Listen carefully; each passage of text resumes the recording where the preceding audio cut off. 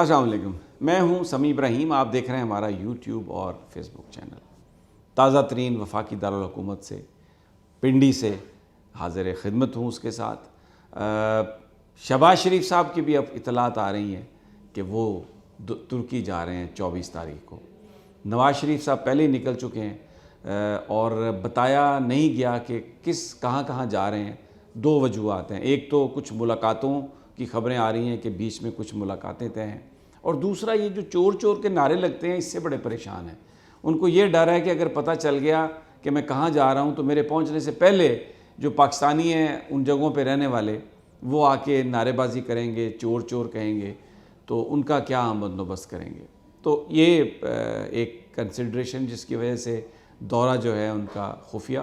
لیکن شہباز شریف صاحب اب 24 تاریخ کو ترکی جا رہے ہیں، یہ خبریں آ رہی ہیں. یہ بالکل ایسے ہی ہے. میں آپ کو بتاؤں 1977 میں جب ذوالفقار علی بھٹو کے خلاف ایک بہت بڑی پی این اے نے کیمپین چلائی تھی، تو اس وقت بھٹو صاحب نے بھی بیرونی دورے کیے تھے اور تاثر یہ دیا تھا کہ every thing is in order, کوئی مجھے کسی طرح کی پرابلم نہیں ہے، کوئی مجھے پریشانی نہیں ہے اور میں باہر کے دورے کر رہا ہوں. لیکن پھر ہم نے دیکھا کہ ان کی حکومت کا تختہ الٹا گیا اور ایک بہت ہی ایک ایسی سچویشن ہوئی جس کے اثرات آج تک پاکستان بھگت رہا ہے. دوسری طرف جو پنڈی اور اسلام آباد کے بیچ جو ڈیڈ لاک ہے وہ بالکل اب یہ واضح ہو گیا، کیونکہ خواجہ آصف کا یہ بیان کہ ہم نے وزیر اعظم ہاؤس نے ایک وزارت دفاع کو لیٹر لکھا ہے جو وزارت دفاع کو موصول ہو گیا ہے، جس میں انہوں نے سمری منگوائی ہے اور ہم نے اس حوالے سے جی ایچ کیو کو مطلع کر دیا. یعنی ایک طرح سے خواجہ صاحب یہ اعتراف کر رہے ہیں کہ اب کمیونیکیشن شاید وہ نہیں ہے جو پہلے تھی. سمری منگوانے کے لیے اب وزیر اعظم صاحب کو لیٹر لکھنا پڑ رہا ہے، وزارت دفاع کو خط لکھنا پڑ رہا ہے. گویا جو کمیونیکیشن ہے وہ اب اس حد تک فارمل ہو گئی ہے. بڑی یہ الارمنگ سچویشن ہے اور اس پر مختلف قسم کے بیانات آ رہے ہیں. خاص طور پر جو کل سارا دن بیان آتے رہے، وزراء نے جو ٹی وی پہ آ کر بیان دیے، اور پھر رانا ثناء اللہ صاحب کا ایک بیان جو وفاقی وزیر داخلہ ہے، وہ اس میں انہوں نے کہا کہ جناب سمری آئے یا نہ آئے وزیر اعظم صاحب نوٹیفیکیشن کر دیں گے، وزیر اعظم صاحب آرڈر کر دیں گے. اب یہ آرمی چیف کی تقرری ہے، یہ ایک آئینی عہدہ ہے اور اس کا ایک طریقہ کار ہے آئین اور قانون میں. تو اس کی جب تک سمری نہیں آئے گی وزیر اعظم صاحب کیسے اس کو نوٹیفائی کر سکتے ہیں؟ اور یہ نوٹیفائی وزیر اعظم صاحب نے نہیں کرنا. وزیر اعظم صاحب نے ریکمینڈ کر کے تو صدر پاکستان کو بھیج دینا ہے. صدر پاکستان قانون کے مختلف ان کے پاس آپشنز ہیں، وہ کوئی بھی جو آنے والی سمری ہے اس کو روک سکتے ہیں، اس پر نظر ثانی کا کہہ سکتے ہیں، اس پر فوری طور پر بھی عمل درآمد کر سکتے ہیں. اسی لیے جو پی ڈی ایم کے رہنما ہیں اس میں اسحاق ڈار ہیں، صادق سنجرانی ہیں، اور بھی بہت سارے لوگ ہیں، وہ صدر سے ملے. پھر بلاول بھٹو نے صدر پر ان کو بڑی ایک دھمکی آمیز گفتگو بھی کی، آئین اور قانون کے مطابق وہ کام کریں، ان کے لیے یہ موقع ہے، وغیرہ پتہ نہیں یہ وہ پلا اس قسم کی باتیں کرتے رہے. تو یہ تو ایک طرح سے جیسے مینڈکی کو زکام ہو جائے، یہ تو وہ بات ہے. رانا ثناء اللہ صاحب اس طرح سمجھ رہے ہیں کہ شاید فیصل آباد میں اپنے حلقے میں کسی دکان کو کھلوانا یا بند کروانا ہے. یہ آرمی چیف کا تقرر ہے، اور اگر سمری نہیں آئے گی جی ایچ کیو سے تو پھر جی ایچ کیو کی آپ کو ریکمنڈیشنز کا کیسے پتہ چلے گا، اور کس طرح شہباز شریف صاحب جو ہیں وہ اس کو وہ ایک کر دیں گے، اس پہ کوئی آرڈر کر دیں گے. یہ تو وہ خبر دلوا سکتے ہیں کہ جی کابینہ نے یا انہوں نے یہ فیصلہ کیا ہے کہ ہم اس کو ریکمینڈ کریں گے. نوٹیفائی کیسے کروا سکتے ہیں؟ سمری کے بغیر کیسے یہ کام کر سکتے ہیں؟ ایک الارمنگ سچویشن ہے. حکومت اور پی ڈی ایم یعنی حکومت اور پنڈی کے درمیان ایک ڈیڈ لاک ہے، اور اس میں سچویشن کو سمجھتے ہوئے پی ٹی آئی نے بھی جو اپنی حکمت عملی ہے اس میں ایک بڑی واضح تبدیلی کی ہے.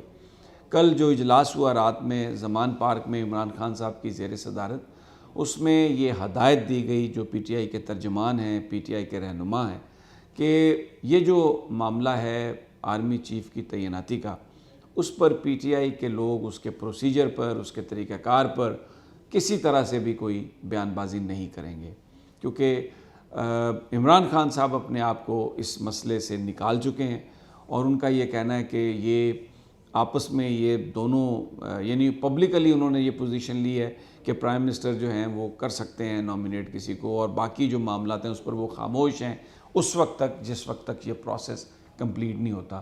اپنے ساتھیوں سے مشورے کے بعد ریئیکشن دیں گے عمران خان صاحب۔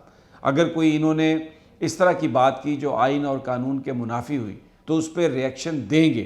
اسی لیے 26 تاریخ کے دھرنے تک یعنی اجتماع لانگ مارچ تک عمران خان صاحب نے اپنے لوگوں سے یہ کہا ہے کہ وہ کسی طرح کی بھی بیان بازی نہ کریں۔ اچھا، اب کیا وہ دھرنا دیں گے؟ کیا وہ یہاں پر آ کے بیٹھ جائیں گے؟ آج اسلام آباد ہائی کورٹ میں جو پی ٹی آئی کی جو پٹیشن تھی جس کے لیے جگہ اور دھرنے کی بات کی گئی تھی، وہ پٹیشن انہوں نے واپس لے لی ہے۔ اس سے اپوزیشن والے یہ کہہ رہے ہیں کہ جناب اب یہ بس صرف ایک دن کا جلسہ ہے، لیکن پی ٹی آئی کے جو رہنما ہیں وہ اس سے اتفاق نہیں کرتے کہ یہ صرف ایک دن کا جلسہ ہے۔ ان کا یہ کہنا ہے کہ عمران خان صاحب اپنا جو لائحہ عمل ہے اس کا وہ اسی وقت اعلان کریں گے، اس لیے ہر چیز جو پہلے کہیں پر اگر دھرنے کا پلان تھا، جلوس کا پلان تھا، کچھ بھی تھا، ان تمام چیزوں کو انہوں نے پل بیک کیا ہے، اور وہ سرپرائز ہے عمران خان صاحب اس دن وہ سرپرائز دیں گے، آئیں گے، ہر قیمت پر آئیں گے، اور کیا آگے کا لائحہ عمل ہے اس پر وہ آ کے گفتگو کریں گے۔ دھرنا ہو سکتا ہے، وہاں پر وہ قیام کر سکتے ہیں، اور ابھی ہمیں نہیں پتہ کہ شہباز شریف صاحب کیا کریں گے۔ کیا شہباز شریف صاحب جب ٹرکی جاتے ہیں تو بیچ میں غائب ہوں گے اپنے بھائی صاحب سے ملنے کے لیے، اور پھر ایک اور بھی شنید ہے، کچھ اور اہم شخصیات بھی پاکستان سے باہر جا سکتی ہیں۔ یہ میں آپ کو ایک جو اسلام آباد میں جو چیزیں گردش کر رہی ہیں، بہت ساری چیزیں میرے پاس انکنفرمڈ ہیں، کیونکہ میں جب تک اس لیے میں کسی کا نام نہیں لے رہا کہ کون جا سکتا ہے، بس میں آپ کو اتنا بتا رہا ہوں کہ اہم ترین جو شخصیات ہیں وہ ملک سے باہر جا سکتی ہیں۔ شہباز شریف صاحب بھی باہر ہیں، لندن سے نواز شریف صاحب بھی غائب ہیں، اور کس طرح سے تو یہ امکان ہے کہ پھر کوئی میل ملاقات، کوئی صلاح مشورہ، لیکن صدر مملکت کا میں نے آپ کو پچھلے ویلاگز میں بھی بتایا کہ رول بہت اہم ہے۔ کسی بھی سمری کو 10 دن تک روک سکتے ہیں، اور ان 10 دنوں میں بہت ساری چیزیں تبدیل ہو جائیں گی۔ ڈرا دھمکا رہے ہیں پی ڈی ایم والے، لیکن صدر مملکت بالکل اپنے ارادے پر قائم ہیں، آئین اور قانون کے مطابق کام کریں گے، وہ آئین اور قانون جس کی انہیں ایڈوائز دی جائے گی۔ اور جو جی ایچ کیو میں جو جیک برانچ ہے، پاکستان فوج کا جو سیکشن ہے لیگل معاملات سے ڈیل کرنے والا، یہ میں آپ کو خبر دے رہا ہوں کہ صدر مملکت جیک برانچ کی طرف سے جو لیگل اوپینین ہوگی، بھلے وہ سینیئرٹی کے متعلق ہو، بھلے وہ اپوائنٹمنٹ کے پروسیس کے متعلق ہو، وہ اسی کو فالو کریں گے۔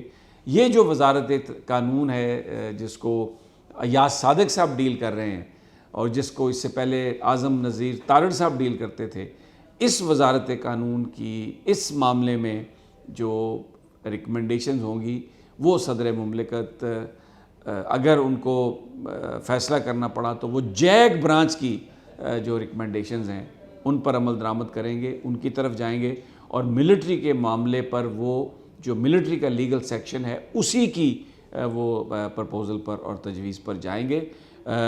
جو شہباز شریف صاحب کا لیگل ونگ ہے، جیسے فروغ نسیم صاحب تھے عمران خان صاحب کے ساتھ، اس قسم کے لیگل ونگ کو صدر مملکت اب کوئی پذیرائی نہیں بخشیں گے، اور کوئی ان کی بات نہیں مانی جائے گی۔ ویری انٹرسٹنگ سینیریو، آج دیکھتے ہیں کیا ہوتا ہے۔ بہرحال اب تو مینڈکی کو بھی زکام ہے، اور بڑی بڑی بڑھ کے باتیں ہو رہی ہیں۔ کرونا تو ختم کر لیا ہے شہباز شریف نے، لیکن ابھی ملاقاتیں نہیں ہوئیں۔ اب وہ 24 کو ٹرکی جا رہے ہیں، بظاہر میں نے آپ کو بتایا کہ یہ چھپ چھپا کے میل ملاقاتیں، فیصلے سب باہر، سازش پورے اپنے زوروں پر ہے، عروج پر ہے۔ Very interesting scenario, let's see کیسے چیزیں انفولڈ ہوتی ہیں۔ اگلی ویڈیو تک اجازت دیجیے، اللہ نگہبان۔